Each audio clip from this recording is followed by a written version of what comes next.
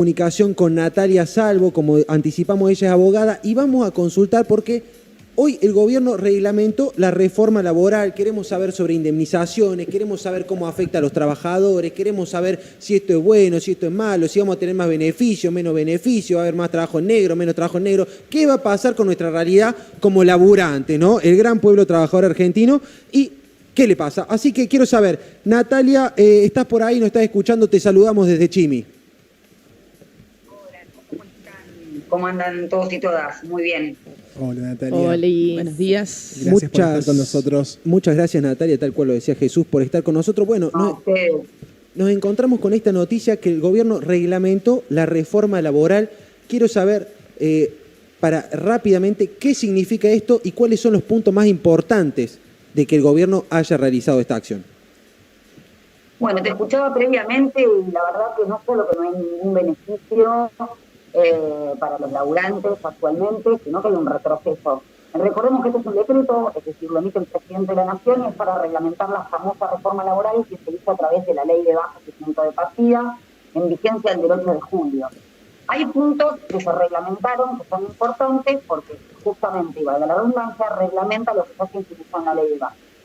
Yo creo que hay tres puntos que son fundamentales. El famoso fondo de cese laboral, que es como una especie de sistema indemnizatorio, no indemnizatorio, un sistema de salida o extinción del contrato de trabajo, similar al Estatuto de la Construcción. La famosa figura del trabajador independiente, que no es independiente, pero en realidad es una permisión que hace la Ley de Bases para que un empleador pueda tener hasta 3 laburantes sin registrarlos como dependientes, cuando efectivamente lo son. Y la famosa condonación de deudas y moratoria posterior para aquellos empleadores que no pagaron los aportes y que los recibieron de su recibo de sueldo. Empiezo por esto último. Hay una posibilidad de hasta 60 meses anteriores, supongamos que vos hace 10 años que laburás, no te pagaron nunca los aportes. O estabas registrado, pero te lo pagaron parcialmente. Bueno, vas a poder recuperar hasta 60 meses anteriores, ¿sí?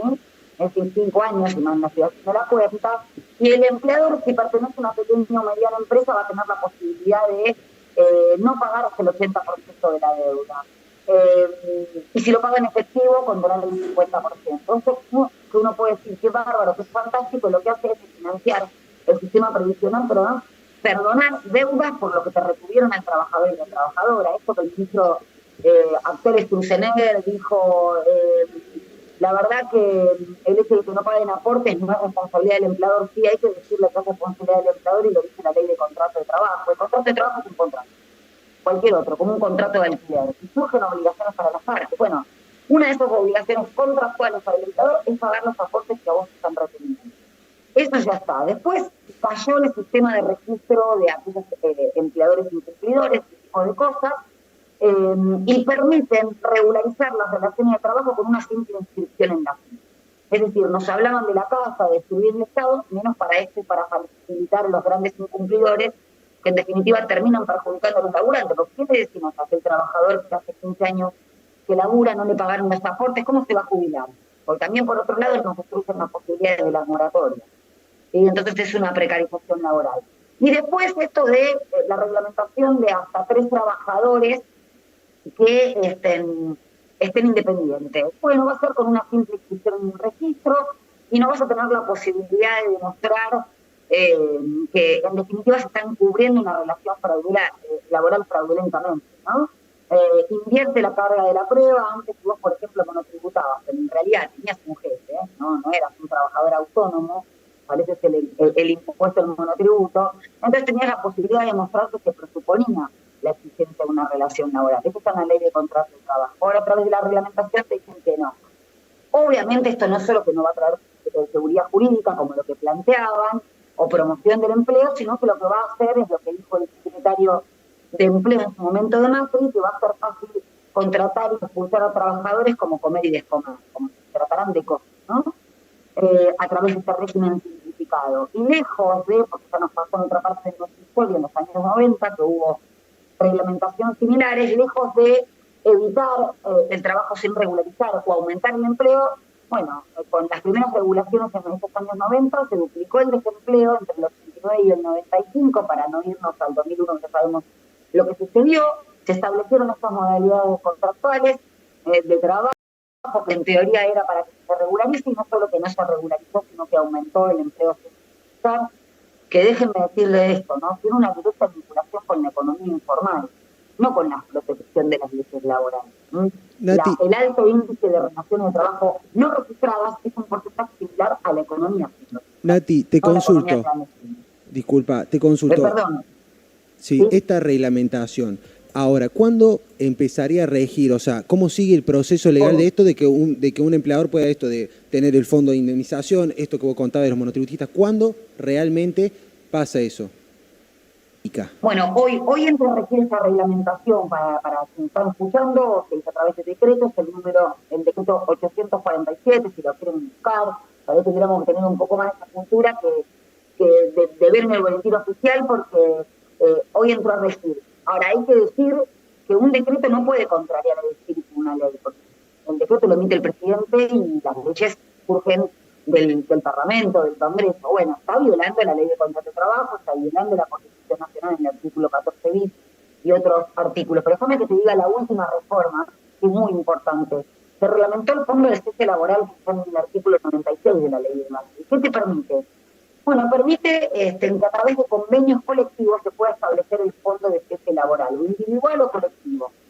Si no es a través del convenio colectivo no se puede. Es decir, que el empleador o el trabajador van aportando mes a mes para poder tener una indemnización laboral, que es la que hoy en día establece la ley de contrato de trabajo, la famosa indemnización por antigüedad, la indemnización sustitutiva de previsto, que no es algo antojadizo. Nosotros en la Constitución Nacional, en el artículo 14, tenemos la protección contra el despido arbitrario. Una norma constitucional está mucho más arriba que una ley y que un decreto, no puede ser contrariada. Bueno, esto lo contraría, pero además hay algo muy importante, se crea un fondo fiduciario, porque estos fondos que van a ser administrados por el Banco Central de la República Argentina y la Caja de Valores. Entonces, tampoco se establece entre qué forma de extinción del contrato. Supongamos que se dispone que el empleador y el trabajador aportan mes a mes, pero se dispone que ante renuncia este fondo no se cobra. ¿Quién se queda con ese dinero? Y además algo muy peligroso de la reglamentación. Dice que a través de convenios colectivos que los firman los empleadores y los sindicatos, con personalidad gremial en nuestro país, puede modificarse la situación de las relaciones jurídicas existentes. Es decir, vos ahora estás laburando hace 10 años, firma tu sindicato ese convenio colectivo y ya no vas a cobrar más financiación por antigüedad. Te va a cobrar este tipo de fondos. Esto atenta contra un principio que es no del derecho laboral, de todo el derecho, que es la retroactividad de la ley. Porque vos esa situación jurídica se consolidó y entró a tu patrimonio. Es también inviolabilidad de la propiedad privada de tus derechos.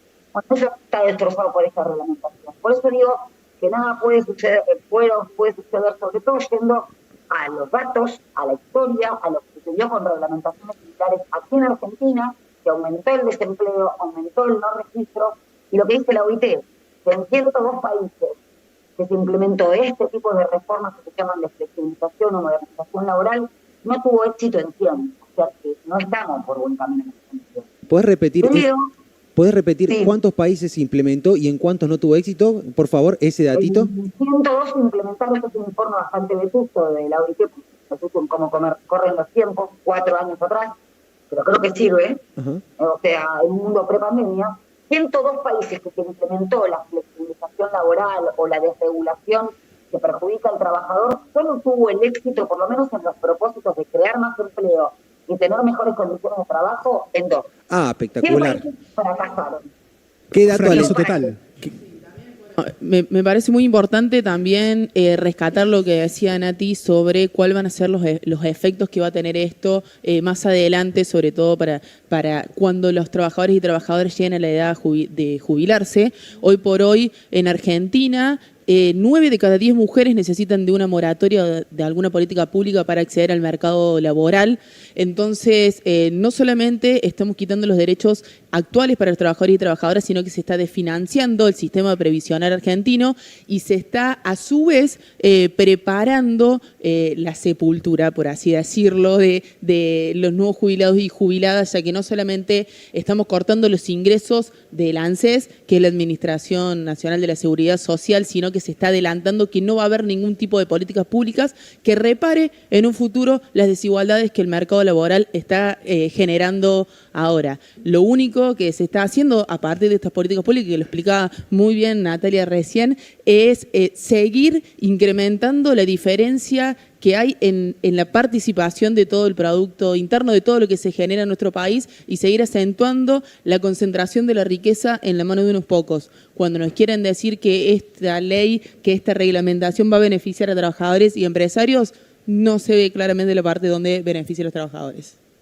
Bueno, él le decía, es importantísimo lo que destacás, porque después nos quieren vender reformas laborales que en teoría van a subsanar el mayor incremento de relaciones de trabajo sin registrar, la falta de aportes, cuando lo que generó justamente esa desigualdad estructural es ese tipo de sistema.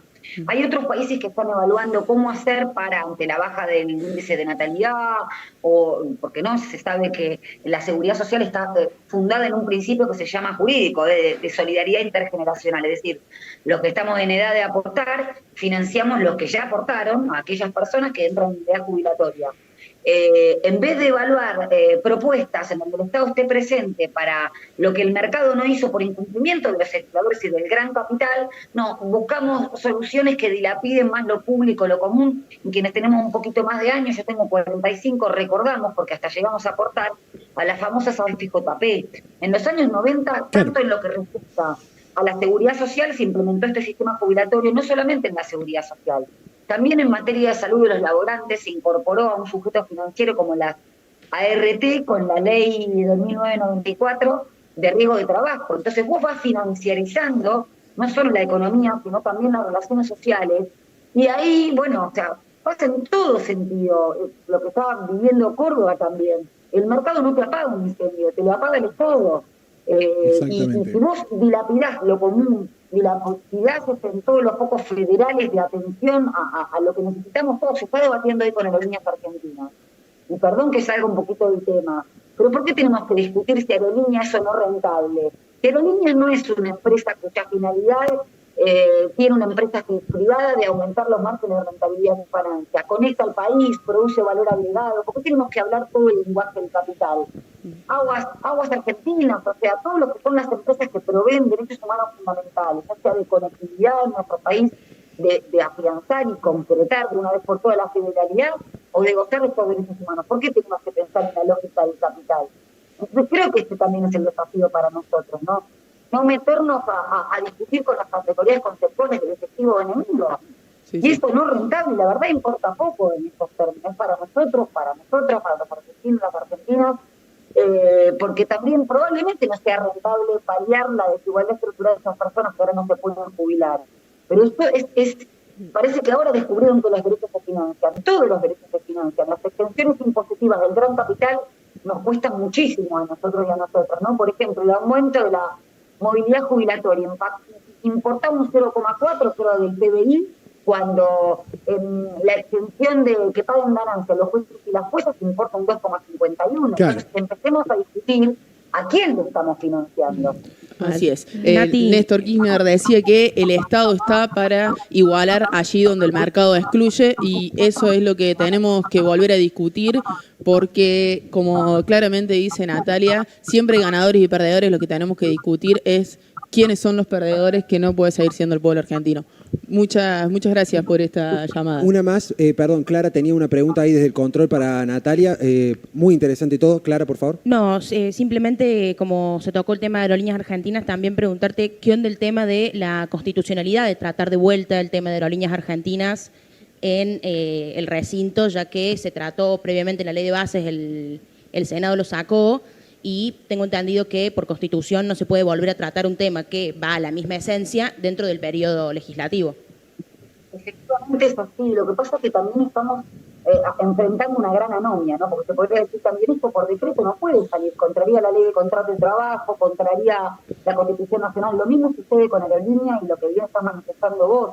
Creo que la anomia viene por el no respeto a la ley, lo que es peor, cuando el poder real te pone sus desafíos tanto en el poder ejecutivo como en el poder legislativo, lo que hacen es desconocer simplemente la ley. O vos fíjate, este gobierno llegó diciendo que para el que cumple la ley todo y para que no la cumple nada. Los primeros que le cumplen son estos, por ejemplo, con este tipo de maniobras. Aerolíneas no estaba incluida por la privatización. Lo que pasa es que hoy en día estamos hasta defendiendo la estructura liberal del Estado, ¿no? La separación de poderes y la posibilidad de que ese Estado sea un instrumento para la emancipación. Y no es lo que está sucediendo. Escuchemos al presidente el discurso ante la ONU, que es vergonzoso, pero además falta absolutamente a la verdad. Fijémonos Claro. que Argentina se bajó de la Agenda 2030, en donde está la valorización de las tareas de cuidado, el tratamiento de la inteligencia artificial y su regulación, justamente el cuidado del medio ambiente, que es un derecho constitucional del artículo 41. Entonces, estamos ante un incumplimiento no solamente de la ley argentina, sino también de tratados internacionales, que el día de mañana va a extrañar responsabilidad internacional y probablemente el desfinanciamiento del erario por el pago de este tipo de cosas. La verdad creo que las salidas son dos. Primero, la revalorización de la política, y por eso le pegan tanto a la política o como al feminismo, ¿no? Y a la justicia social. Y después la articulación y la movilización popular, porque mecanismos legales hay cierto sector del Poder Judicial que tiene sentencias que nos siguen protegiendo, pero el Poder Judicial no es un poder en donde se debate la política. Entonces hay que fortalecer esto, porque si no tenemos a una Corte Suprema de Justicia que ya sabemos cómo va a sentenciar. Natalia, muchísimas gracias por tu tiempo. Ahí el Zócalo justo dice saluden a sus derechos laborales, que se van en cierta forma. Nosotros aprovechamos para saludarte a vos, agradecerte la verdad por tu tiempo, grosísima tu intervención, me parece que pudimos esclarecer ciertos puntos, claramente no nos favorece a ningún laburante, es lamentable esa situación, pero bueno, te agradecemos mucho por tu tiempo, por tu participación. Bueno, esperamos tenerla de nuevo. Sí, esperamos tenerte de nuevo para hablar. Cuando Así es. quieran. Bueno, Muchas gracias. Aprovecho Muy grande. para felicitar a la producción porque la verdad que Natalia es